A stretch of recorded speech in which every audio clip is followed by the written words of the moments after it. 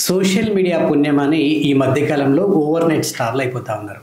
అయితే గతంలో చూసుకుంటే కొందరు ముక్కు మొహం తెలియకుండా కూడా ఈ ఇన్స్టాగ్రామ్ సోషల్ మీడియా వల్ల ఆల్ ఆఫ్ సడన్గా ఓవర్ నైట్ స్టార్లు అయిపోయి వాళ్ళకి సినిమా అవకాశాలు రావడం, ఇక ఇటు ఫోక్ ఫీల్డ్లో అటు అవకాశాలు రావడం, ఇవన్నీ కూడా మనం చూసాం.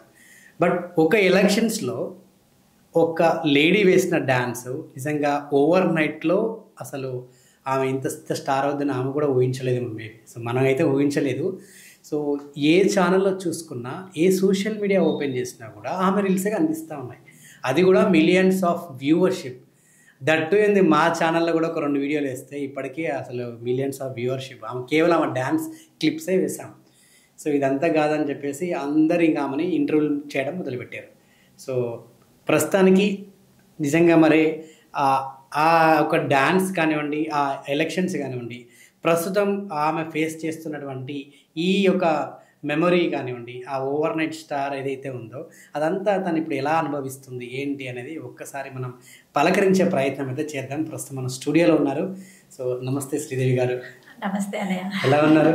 Yeah super. సో ముందుగా మీకు కంగ్రాచులేషన్స్. థ్యాంక్ యూ అన్న. ఒక పాట నిజంగా మీ జీవితాన్ని మార్చేసినట్టుంది మేబీ.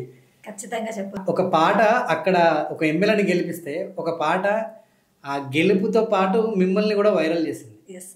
ప్రస్తుతం ఈ స్టార్డమ్ కానివ్వండి, ఈ ఓవర్ నైట్ స్టార్, మీరు ఇస్తున్నటువంటి ఇంటర్వ్యూలు, మీకు వచ్చే అప్లాజ్, మీకు వచ్చే కాంప్లిమెంట్స్, సో ఎలా ఫేస్ చేస్తున్నారు? ఎలా ఉంది ప్రజెంట్?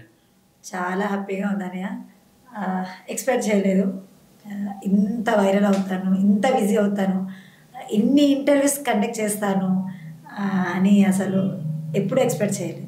మీరు ఏదైతే స్టేజ్ మీద మీరు పర్ఫామ్ చేశారు చాలా సింపుల్ గా, అసలు పెద్ద దానికి కష్టం కూడా పడలేదు. మీరు వేసే స్టెప్స్ కూడా పక్కన ఉన్న వాళ్ళకంటే మీరే అట్రాక్ట్ చేసుకున్నారు ఆడియన్స్. మీ ఎక్స్ప్రెషన్స్ కానీ, మీరు ఇచ్చే చిన్న చిన్న స్మాల్ మూమెంట్స్ కానీ చాలా క్యూట్ గా, చాలా స్వీట్ గా అందరిని అలా ఆకర్షితులు చేసింది. అంటే నాకు నేను నమ్మలేకపోతున్నా.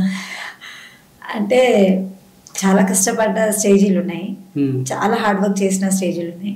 అవన్నీ కాకుండా కింద ఎవరైతే కార్యకర్తలు ఉన్నారో, మన నవీన్ అన్న కోసం వచ్చిన కార్యకర్తలు, వాళ్ళ ఎంజాయ్మెంట్ని చూసి, వాళ్ళ హ్యాపీనెస్ని చూసి వాళ్ళని డిగ్రేడ్ చేయొద్దు, వాళ్ళతో పాటు మనం కూడా చేసి వాళ్ళకి ఇంకా ఎనర్జిక్గా చేస్తారు అనే ఉద్దేశంతో చేసిన చిన్న క్లిప్ ఇంత వైరల్ అవుతుంది, ఇంత నాకు పేరు తెచ్చిపెడుతుందని నేను గెస్ చేయలేదు. సో ఈ మీరు ఏదైతే మూమెంట్స్ చేశారో అది ప్రాక్టీస్ చేసారా లేకుంటే ఆన్ ది స్పాట్ అక్కడేనా? అంటే ఆన్ ది స్పాట్లో చేశాను. కింద 60 years 70 years వాళ్ళు మేల్స్ ఆర్ ఫీమేల్స్ ఉన్నారు, కింద పెద్దవాళ్ళు అందరు ఉన్నారు.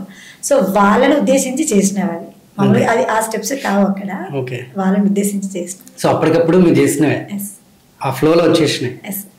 ఓకే. సో ఈ వీడియో వైరల్ అయిన తర్వాత మీకు ఎవరి దగ్గర నుంచి ఫోన్ వచ్చింది? అసలు ఈ వీడియో వైరల్ అవుతుంది, ఎవరి దగ్గర నుంచి మీకు కాంప్లిమెంట్స్ వచ్చాయి అసలు? అంటే ఈ వీడియో వచ్చేసి లాస్ట్ 5 minutesలో జరిగిన మిరాకిల్ అని చెప్పొచ్చు. ఒక జతీన్ అనేసి మన జూబ్లీ టైమ్ టీవీ ఛానల్ ఉంది అబ్బాయికి. సో ఆ అబ్బాయి అక్కడ వర్క్ చేస్తారంట. సో చిన్న క్లిప్ తీసుకొని నాకు చూపించారు, 5:15 ఆ టైంలో చూపించారు. తనే ఫస్ట్ కాల్ చేశారు అండ్ తన టీవీలోనే ఫస్ట్ ఇంటర్వ్యూ చేయడం కూడా జరిగింది. చాలా హ్యాపీగా ఫీల్ అయ్యాను, చాలా అంటే చాలా హ్యాపీగా ఫీల్ అయ్యాను. ఈ ఏదైతే ఓవర్ నైట్ స్టార్డమ్ వచ్చిందో ఇదంతా మీ ఫ్యామిలీ ఎలా ఎంజాయ్ చేస్తారు? అంటే ఏ విధంగా మీకు కాంప్లిమెంట్స్? వాళ్ళ మాటలకి ఇంకా అవధులు, వాళ్ళ మాటలు ఫస్ట్ వాళ్ళు ఏం మాట్లాడాలో కూడా వాళ్ళకి అర్థం కావట్లేదు. ముఖ్యంగా మీ హస్బెండ్, తను కూడా సూపర్ హ్యాపీ. ఫ్యామిలీ వాళ్ళు ఎంత ఇబ్బంది అంటే చాలా ఇబ్బంది పడ్డాం, చాలా ఇబ్బంది పడ్డాం. ఈ సక్సెస్ వచ్చింది అంటే వాళ్ళ ఆనందానికి ఇంకా వేరే మాటలు లేవు. నా ఫ్యామిలీ నుంచి కూడా నా చెల్లె ఈ స్థాయికి వచ్చింది, నా ఆడపడుచు ఈ స్థానానికి వచ్చింది, నా మనవరాలు ఇక్కడ ఉంది, నా కోడలు ఇక్కడ ఉంది అని వాళ్ళు అనుకుంటుంటే నేను చాలా హ్యాపీగా ఫీల్ అవుతాను. కిడ్స్ ఉన్నారా మీకు? యా, 2. పాపనా? పాప బాబు. ఈ రీల్స్, ఈ షార్ట్స్, ఆ వీడియోస్ చూసినప్పుడు వాళ్ళేమన్నారు? అంటే ఇంతకుముందు టిక్ టాక్ ఉండేది. సో నేను వాళ్ళకి రిక్వెస్ట్ చేసుకునేదాన్ని, నేను కూడా చేస్తానంటే వద్దు మమ్మీ అని పిచ్చి పిచ్చిగా చేయకు అని. రోజుల తర్వాత రీసెంట్లీ నేను ఇన్స్టా ఓపెన్ చేశాను అండ్ యూట్యూబ్ కూడా రీసెంట్లీ నేను ఓపెన్ చేశాను. అంటే ఎందుకులే నువ్వు బయట చేస్తున్నా సరిపోదా ఇంక మళ్ళీ ఇంట్లో వచ్చినాక అని. కానీ ఈ ఫేమ్ వచ్చినాక నేను ఇన్నేళ్ళు పడ్డ కష్టం, నేను ఇన్నేళ్ళు పడ్డ బాధలు అవన్నీ మర్చిపోయేలా చేశాయి నా పిల్లల మాటల వల్ల. ఓకే. సో దీని తర్వాత చూశాను నవీన్ యాదవ్ నన్ను కలవడం, శ్రీశైలం యాదవ్ గారిని కలవడం జరిగింది. సో వాళ్ళ నుంచి ఎటువంటి అప్లాజ్ వచ్చింది? బాబు గారితో కలిసి మాట్లాడాను, పక్కనే కూర్చోబెట్టుకొని మాట్లాడారు. నాకు చాలా హ్యాపీగా సత్కారం కూడా చేశారు, సన్మానం కూడా చేశారు. అండ్ ఏం బాధపడద్దు, ఏడవద్దు, ఫస్ట్ ఆఫ్ ఆల్ స్ట్రాంగ్గా ఉండాలి, మేము ఉన్నాము, ఖచ్చితంగా మేము చూసుకుంటాము అని చెప్పారు. నవీన్ అన్న పలకరించిన? నవీన్ అన్న కొంచెం బిజీ షెడ్యూల్లో ఉన్నారు. సో ప్రమాణ స్వీకారం అయిపోతే ఖచ్చితంగా మళ్ళీ నేను బాబు అన్నయ్య కలుస్తాం.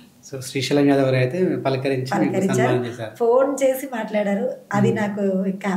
సో మీకేంటి ముందు నుంచి ఈ డాన్స్ ఫీల్డ్లో ఉన్నారా, ఇప్పుడు ఈ మధ్య కాలంలో వచ్చిరా మీరు? ముందు నుంచి డాన్స్ ఫీల్డ్లోనే ఉన్నాను. బేసిక్గా డాన్స్ అంటే ఇష్టం. ముందు నుంచి కాంపిటీషన్ స్కూల్లో ఉన్నప్పుడు కాంపిటీషన్స్లో ఖచ్చితంగా పాల్గొనేదాన్ని, కంపల్సరీ గిఫ్ట్ కొట్టేదాన్ని, అవార్డు వచ్చేది. అక్కడ నుంచి పెళ్ళి అయిపోయింది 10th లో. తొందరగా చేసుకున్నారు? చేసేసారు. అంటే పేరెంట్స్ లేరు, మదర్ ఆర్ ఫాదర్ ఇద్దరు లేరు. అమ్మమ్మ తాతయ్య వాళ్ళు ఉండేది, అప్పటికే వాళ్ళు ఏజ్డ్. సో వాళ్ళు మమ్మల్ని ప్రొటెక్ట్ చేసి మమ్మల్ని దగ్గరికి తీసుకొని మమ్మల్ని పెంచి పెద్ద చేసి పెళ్ళిళ్ళు చేశారు. మా పిల్లలకి మంచి చెడు మొత్తం వాళ్ళే చేశారు. కాబట్టి మా ఫ్యామిలీలో గర్ల్స్ 7 members. అంటే మేనమామకి 3, మేము 4. అందులో ఓన్లీ అక్కకు మాత్రమే పెళ్ళయింది. మిగతా 6 members అమ్మాయిలము, 2 అబ్బాయిలు. సో మేము చనిపోతే వీళ్ళు మళ్ళీ ఆగమైపోతారేమో అనే భయానికి వాళ్ళు తొందరగా సంబంధాలు వచ్చినట్టుగా పెళ్లి చేసేసారు మాకు. సో అలా చిన్న ఏజ్లో పెళ్ళి అయిపోయింది. సో ముందు నుంచి మీకు డాన్స్ అంటే బాగా ఇంట్రెస్ట్ ఉంటుండే?